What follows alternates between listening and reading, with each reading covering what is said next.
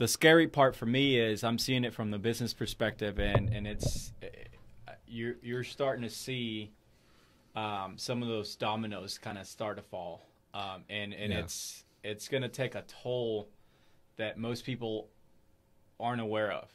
It's going to get ugly.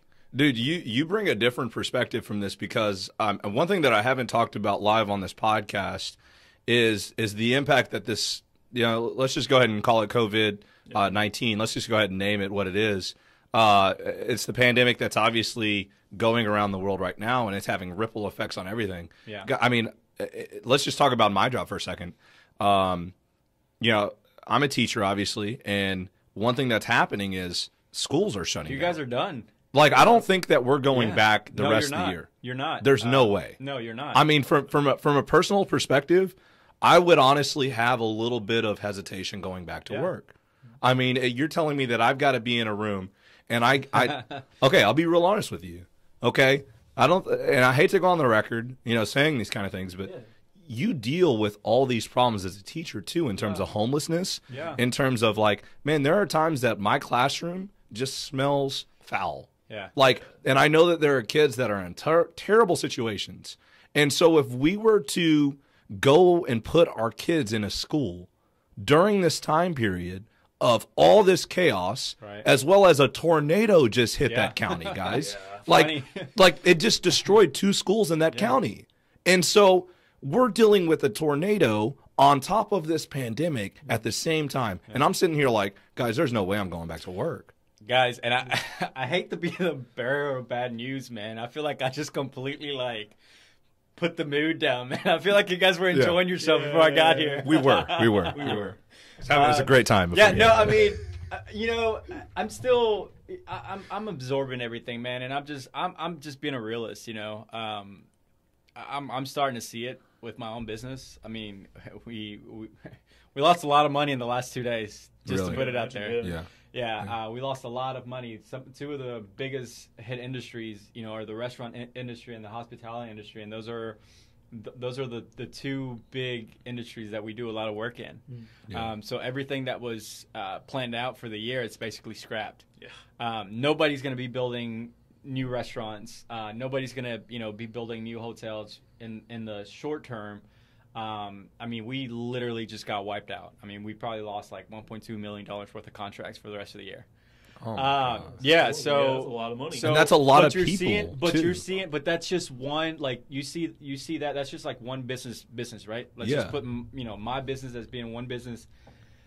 Imagine everybody else that's impacting, right? And that's just like 2 industries that are seeing it right now. Once all of this, once you start seeing a lot of people, being out of work, a lot of these restaurants that are hanging on, I mean, they're bleeding. Bleeding. A lot of these restaurants that are just barely hanging on right now, there's no end in sight. That is the biggest, I think, problem for a lot of these business owners right now. You're saying that you don't think that in terms of what you've seen, there's an end in sight for this to die down. That's the thing. There is not an end in sight. So they can say, well, it's going to take a month or 2 just based on what we're seeing in other countries. That's fine. I mean, you can take that data, plug it in, and see how that's. You got to understand, this is a completely different country. We have more freedoms in this country than in any other country in the world. So for you to say, for the government, for local governments to say we're going to completely shut down and nobody's going to be allowed to be out or whatever doing this and that. I mean, you saw it with the announcement that Mayor Browley sent out, right? He said, he was asking all the Broadway businesses, tenants, to close, right? And what did they say? In return, they said no. They said no. I mean, we're not making this up. We're not making this up. They legitimately said no to shutting down downtown Nashville until the governor announced something, right? But even then, I mean, you just got to realize that a lot of people's livelihoods are, on the table here. So for you to tell me, hey, you're going to shut down, you're not going to tell me for how long, and if that's even going to solve the problem, because let's be real, even if we shut down for 14 days. That doesn't necessarily mean that we're going to kill this thing. The only way, so what we know is, what the professionals are telling us, that this thing can live for, that you can, you start seeing symptoms in 7 to 14 days. I can't. I don't know if it's. I might have read something where it said that it was up to 20 days now, but that might be misinformation. So the fact that it'll take 14 days for you to know whether or not you have symptoms, then what do you do from there? Like how do you completely eliminate this?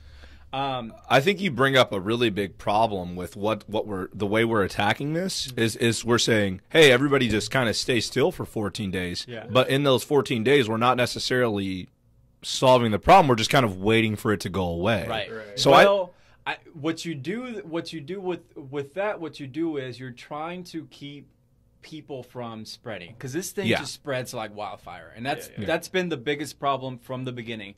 That's why I would get so frustrated with people that would compare what we were seeing, what we were learning about this virus, with the normal flu, with the compared flu to, and things like that. I'm like, guys, you are comparing two different things here. Yeah. Number one, we don't know enough about this thing to really, put a finger on it. Number two, this thing spreads. I mean, it spreads. I think it's 3 to 4 times.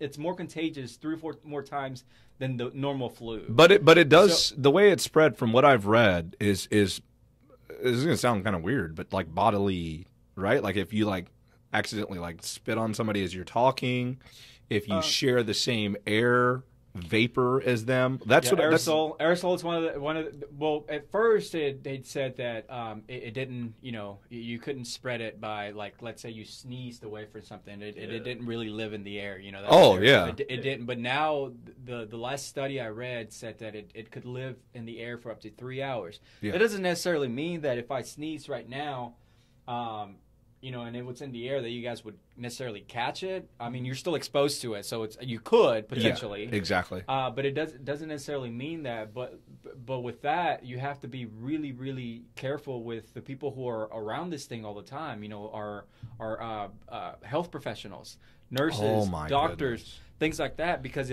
if this thing can live in the air for up to 3 hours, they're basically exposed to it in that period of time. If you're out on the streets and somebody sneezes, you're probably not going to catch it. Yeah. But if you're in a room, in a hospital, and there's a bunch of closed, diseases around. Yeah, there. right. Yeah. So, it's very difficult, man. It's a tough situation. I feel bad for a lot of people because a lot of people are really, really going to hurt.